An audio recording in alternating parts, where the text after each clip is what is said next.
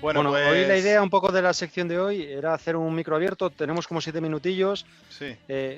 La idea hubiera sido tener un poquito más de tiempo, pero llevamos dos programas hablando de las instituciones europeas y sí que sé que se generaron algunas preguntas. Entonces, voy a intentar alguna pregunta. Sé que alguien ha puesto también en el chat y alguno de vosotros, Rocío, tenía alguna, Xavier tenía alguna.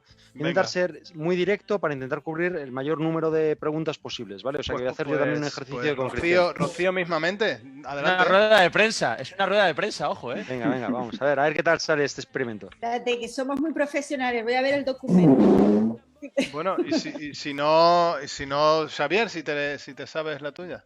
Mira, nos dicen que sí que hay cortes Sí, hoy. yo lo que te preguntaba, señor Lobo, es todo esto que contaste de las carencias democráticas de la Comisión.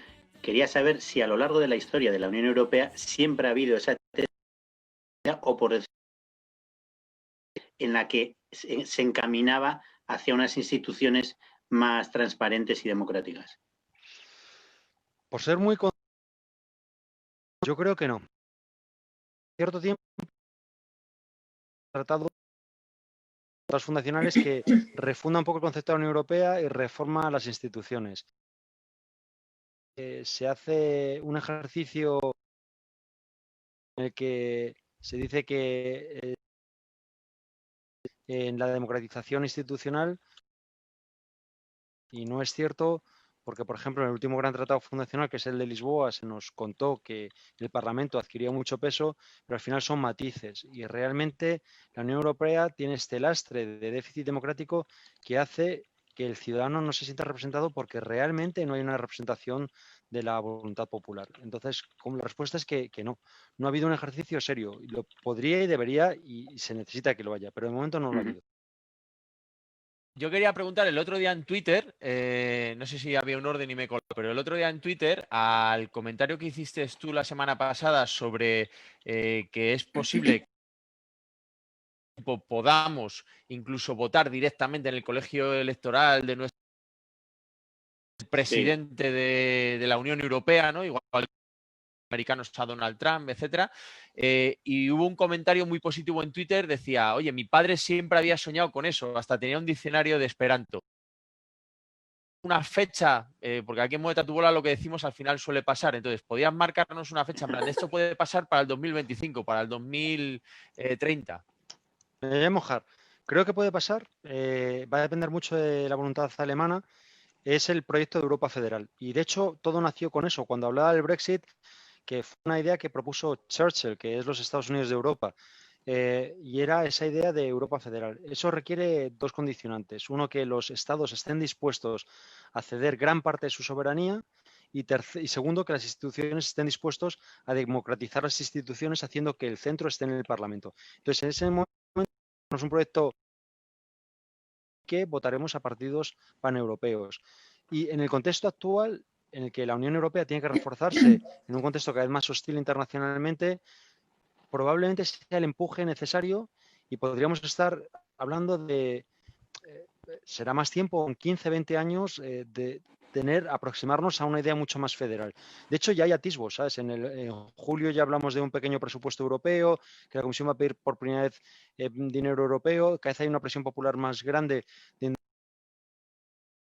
Pero bueno, vamos a ver, es una batalla porque es también una batalla entre el poder político y el poder económico. El poder económico no quiere que este modelo de opacidad democrática se pierda. Entonces, bueno, se pueden requerir cambios sociales, pero en este contexto también de crisis económica, de pérdida de multilateralidad, puede ocurrir. Y si ocurriría, sería en un plazo de 15, 20 años aproximadamente. Que el señor Lobo dice que para 2035 votamos al presidente de Europa, ¿no? Puede ser. No creo que esté muy lejos, ¿eh? Lo que pasa que luego a lo mejor no será tanto como nosotros querramos, pero bueno, podría ser. Vale, dos preguntas. Una, comentaste que la presidencia del Consejo era rotacional por los países miembros. Y eso suena como muy democrático, ¿no? Que cada país miembro se vayan alternando.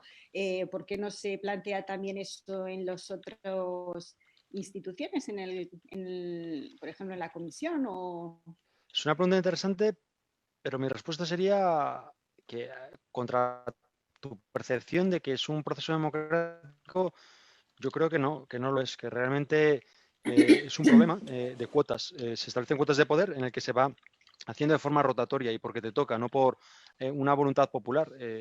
Lo que tenemos que tender es un poco a lo que los últimos es que la voluntad popular sea en la que recaiga el peso de las instituciones y el peso del proyecto europeo. Y nada de rotaciones, nada de cuotas de poder, sino que sea la voluntad popular la que decida un programa electoral y ese marque la agenda política. Y lo Pero otro, dejarnos experimentos. cada vez que un país está en presidencia no le da oportunidad como país, ¿no? Para, yo qué sé. El problema es que no hemos trascendido seguimos en una Europa de naciones y tenemos que trascender, tenemos que dar el siguiente paso, que es una Europa federal. Eso es porque los Estados miembros no quieren ceder su cuota de poder nacional, que la tienen que ceder y la tienen que ceder ya. Hay que empezar a desprenderse de cada vez más competencias, ceder las instituciones europeas, pero no instituciones europeas democráticas. Y ese miedo que tienen los Estados a defender su terruño, hay que luchar